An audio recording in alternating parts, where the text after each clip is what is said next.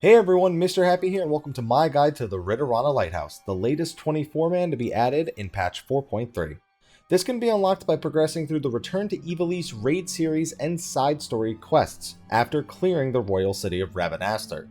The item level of the gear here is 360, and the final boss additionally drops Orchestrion rolls, a minion, triple triad cards, and a weekly Gaug coin, which can be accompanied with a Rabanastre coin to purchase upgrade materials for item level 360 Tombstone armor and accessories. This raid is broken up into 4 bosses. To skip to a specific boss, please use the timestamps in the description of the video. At the very start of the raid, you'll be thrust into the first boss, FFXIV. He is mostly a test of avoiding tons of AoEs with a few unique AoEs thrown in. As the fight progresses, he stacks more and more AoEs on the party, so it gets kinda crazy. That's kind of the big theme with this whole 24-man, so expect that to be an explanation a lot. FFXIV has a tank buster called Tide Pod. No, I'm not kidding. So mitigate and heal that up as normal. Water 4 is a basic room-wide AoE he uses, so ensure people have shield and healing for that. Briny Cannonade puts markers on random players that explode after some time for a bit of AoE damage. Just avoid stacking these and overlapping them. Occasionally, FFXIV jumps to the middle of the room and begins chain casting tsunamis. The initial tsunami cast knocks players away from the center of the room, though if you have some damage shields and take 0 damage, you won't be knocked back. After the knockback, he will spin his vase above his head, eventually stopping and channeling water into it. After a short time, he will spill the water out of the vase, knocking players hit by it towards the outside of the room, making escape from the incoming AoE damage nearly impossible. Whichever direction the vase is facing as he fills it with water is the direction the vase will spill. It'd be kind of hard to see unless your camera is angled correctly, so try to do so and keep an eye on the direction the vase is facing at all times. He will do this several times in a row while summoning tons of AoEs on the party. This could be cannonades, AoEs that follow players, puddles around the room, stack markers, pretty much any of his other AoEs can be used on the party during tsunamis. He also likes to use Water 4 after the 3rd tsunami, so make sure you watch your health. One of his more deadly AoEs he can use both in and out of tsunami phase is Dark Ewer. This summons several water pillars that travel through the room in set patterns based on their layout when they spawn. Ewers that spawn along the outside gradually travel in a straight line across the arena to the opposite wall. If one spawns near the center, then all 3 of the Ewers will circle around the arena relative to their position within the arena itself, either clockwise or counterclockwise. Just stay away from these things. They do damage over time if you cross paths with them, and that could be dangerous with all the other AoEs flying around.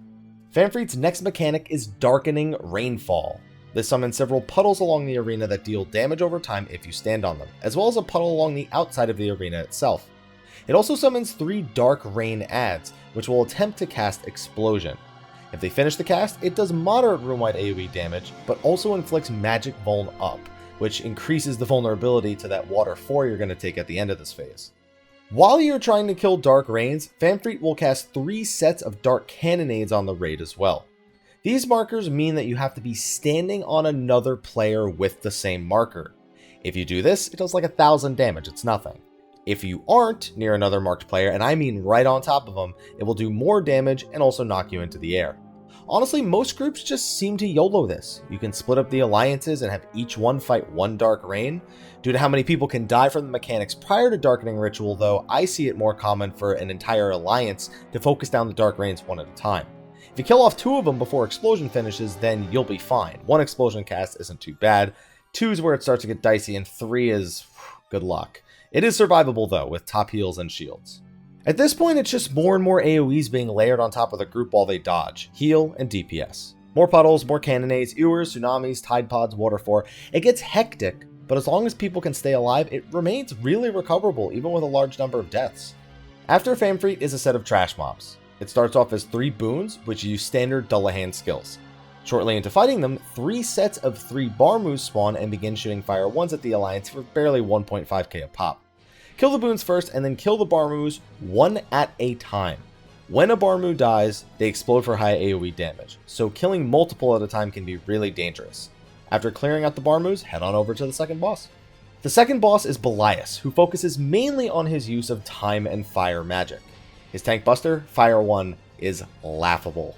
Fire 4, on the other hand, is his room-wide AoE, same as usual. After these two, he'll begin using his time magic.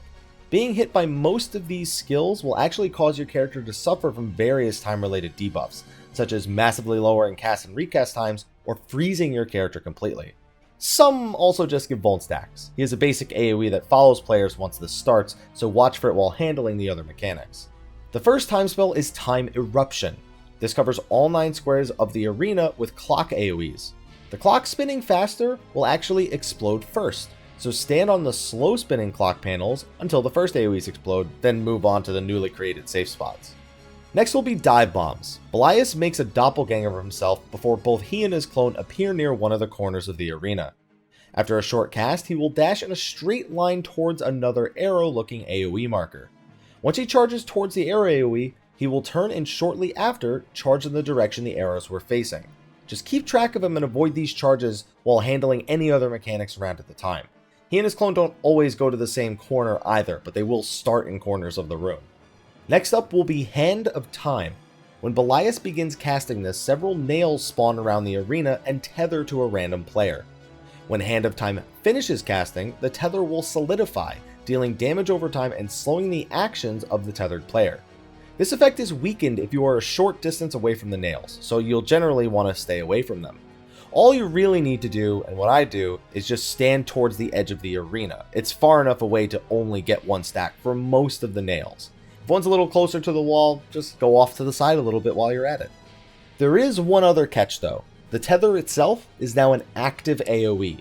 Players that pass through the tethers will find themselves frozen and unable to move for several seconds, which can be pretty bad with the other AoEs coming out at the same time. If you have a tether, just hang near a wall of the arena and keep that tether away from other people. If you need to move around to dodge other AoEs, feel free, just be mindful of where other people are standing. I even sometimes walk right on top of the nail if it means I'll be safer from things like charges. After a few of these first phase time mechanics, Belias will summon 3 adds in the center of the room. One spawns southwest, one southeast, and one north. So mark these positions and have each alliance handle their own add separately.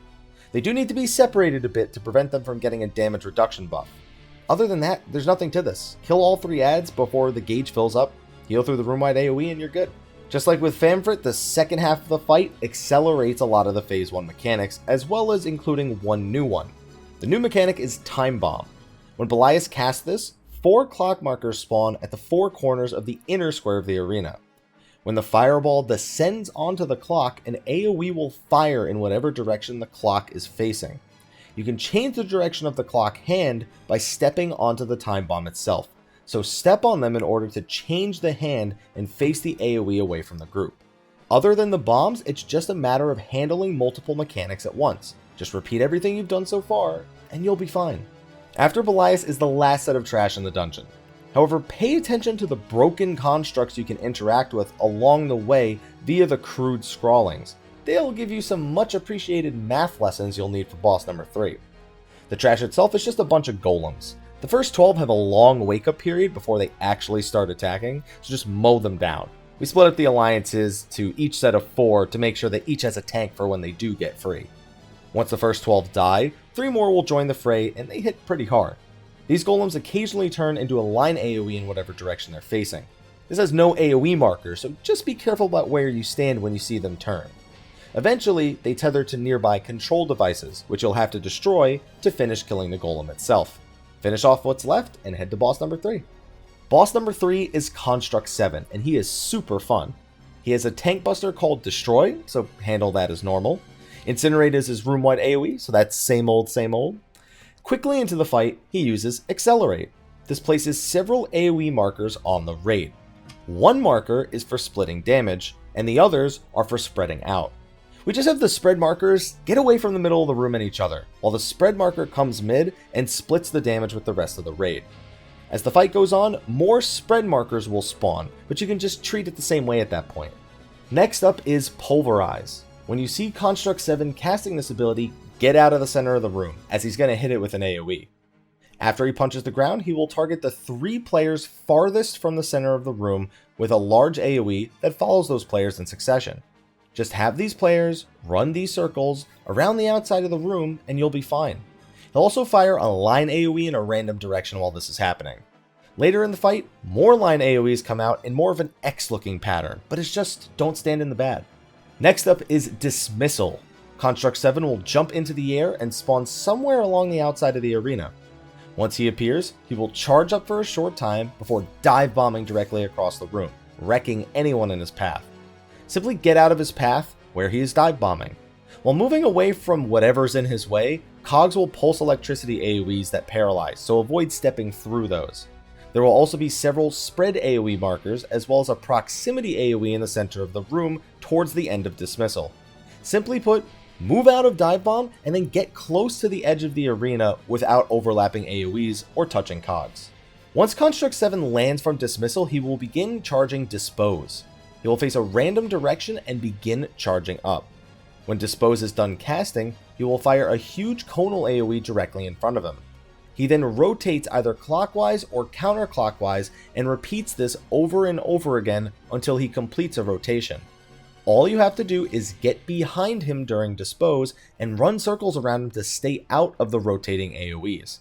Later in the fight, the rate at which he spins speeds up, as well as him doing a ton of extra Disposes on top of it. But just follow the same strat and you'll be fine. After a few more AoEs, you will come to the true test of the fight, Computation Mode. Remember those math reminders from earlier? Hope you remember them. In Computation Mode, Construct 7 will subtract everyone's health to single or double digits.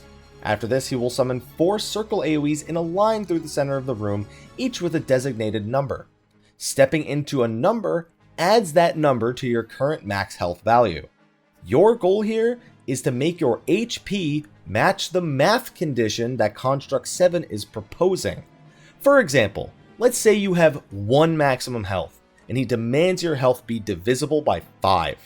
You would step over into the AoE with 4 circles above it, which would add +4 to your maximum health, making it 5 and completing the computation. Another example, let's say your health is 3, and Construct 7 asks that your health be a multiple or be divisible by 3. You could actually just not step in any of the AoEs. Your health already matches the required value here. It's quick math, but expect plenty of screw-ups on this one. Just remember, 1 is not a prime number if he asks for that. You'll need to do 2, 3, 5, 7, 11, one of those, just don't do 1. If you successfully complete the computations, you'll gain a permanent stacking damage buff for the rest of the fight, so long as you don't die. If you fail the computations, you'll take additional damage from his next room-wide Incinerate. Failing 1 computation is usually survivable, failing 2, and you're going to need tank privileges to survive. Once the second computation is complete, your max health will be returned to normal, but your current health will stay the same. We stack up and heal in the center of the room before that super powerful Incinerate. After the first computation mode, Construct 7 will initiate the Tartarian Protocol, sucking the party away into Tartarus. Each alliance will be split up and forced to kill their own Construct 7.1 ad. Each Construct 7.1 for each alliance has its own mechanics you'll need to do. Since each alliance construct is different, and I've only been able to get Alliance A, I'll be using other boss mechanics to explain how constructs B and C work. For Alliance A, Construct 7.1 does Ferrofluid. Stand on the opposite side of the arena from your partner so you don't get pulled all the way together. For Alliance B, he summons missiles similar to the Guardian encounter in Sigmascape of Omega, which is what's on your screen right now. They're slow-moving missiles that you just need to not stand in front of. For Alliance C, Construct places Acceleration on that alliance. When Acceleration debuff wears off, if you are caught moving or performing any actions, it will wreck you, so stop doing anything at all when you see the dice countdown over your head. This was used in the Susano Primal encounter, as well as Ozma back in the Weeping City of Mach. You'll have to kill your construct before Construct 7 himself finishes counting down. Once your alliance's ad is dead, walk into the portal in the middle of the 3 platforms to exit Tartarus. Even if you kill your ad, if you don't leave Tartarus, you'll be killed when the timer expires, as I learned the hard way. Failure to kill the ad fast enough means your alliance can't exit, which means that you're gonna die anyway. For the remainder of the fight, Construct 7 will be empowered, enhancing his prior abilities with more, new, or faster AoEs. He will do one more computation mode during the second half to give you another chance at getting those sweet permanent damage buffs, which works the same way as before. His stack and spread markers will become more numerous. His dismissal will feature more AoEs and newer layouts for the cogs. His pulverize will feature more line AoEs. Most importantly though is that, as we mentioned earlier, it will greatly speed up the rate at which he spins during Dispose, which can catch players off guard.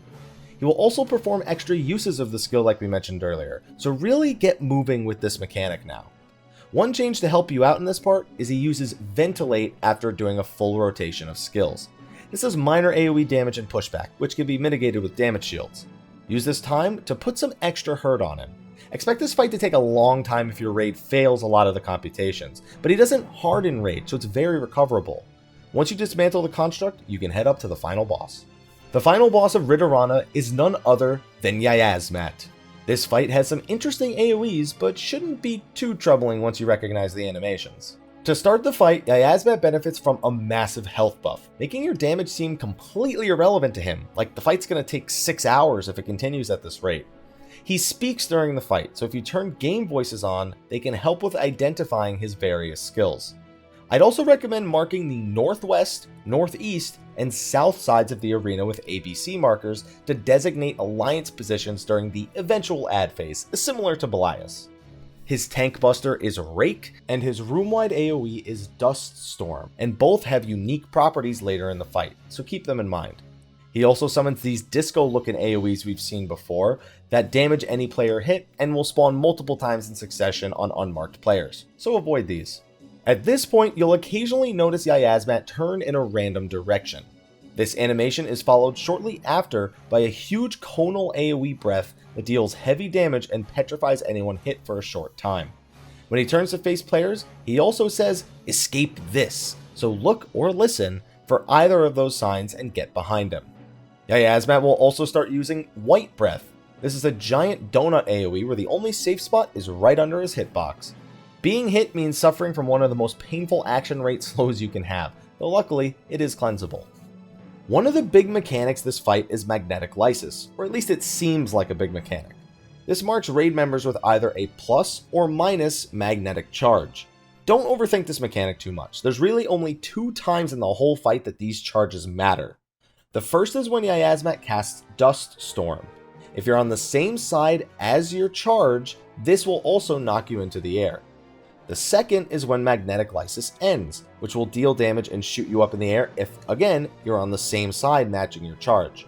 Generally, just try to stay on the side with the opposite charge, but it only interacts with those 2 mechanics, so if you need to dodge something, don't be afraid to step over onto the other side.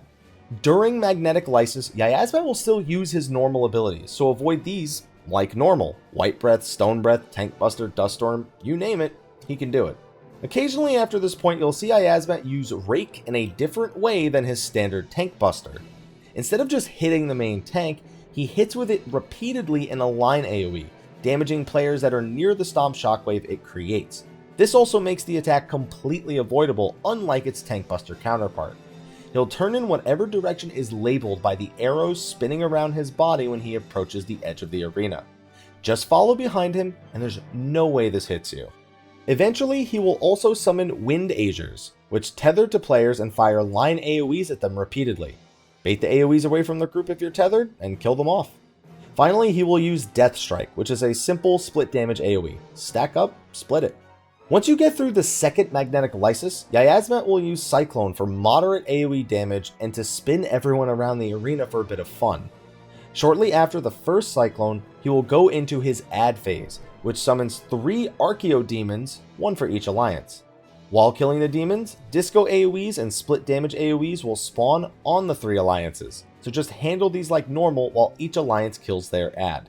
Make sure to kill them all before Yayazmat's mana fills all the way. Once the demons are dead, Yayazmat will reveal his heart. When destroyed, he will lose this massive HP buff he had at the start, giving him a more realistic health value, while also damaging his health by a significant amount. This will prompt him to AoE the raid, but now it'll feel like you have a fighting chance against the Mighty Worm. His second half mostly has him stacking his attacks one on top of the other. He will eventually summon twisters that follow players around the arena, as well as stationary tornadoes that hurt and knock back if you walk into them. The second half of the fight is mostly an endurance test like the previous bosses though. Handle all the mechanics the same, watch out for twisters, and he does use his Cyclone AoE again when he wants to. You do all this, and you should be fine. When under 10% max health, he will use Growing Threat, raising his attack massively and causing him to attack with more ferocity. He tends to just spam non-auto attacks here, like the Charging Rake, Dust Storm, White Breath, Stone Breath, and any AoEs he can throw at you until either he or the Alliance is dead. Just keep beating him down, and you're done with the Ridorana Lighthouse. And that's going to be a wrap for my guide to the latest 24-man in patch 4.3. Be sure to like, favorite, subscribe, and share, and stay tuned for all the latest on Final Fantasy XIV. I'll see you all next time, and until then, take care.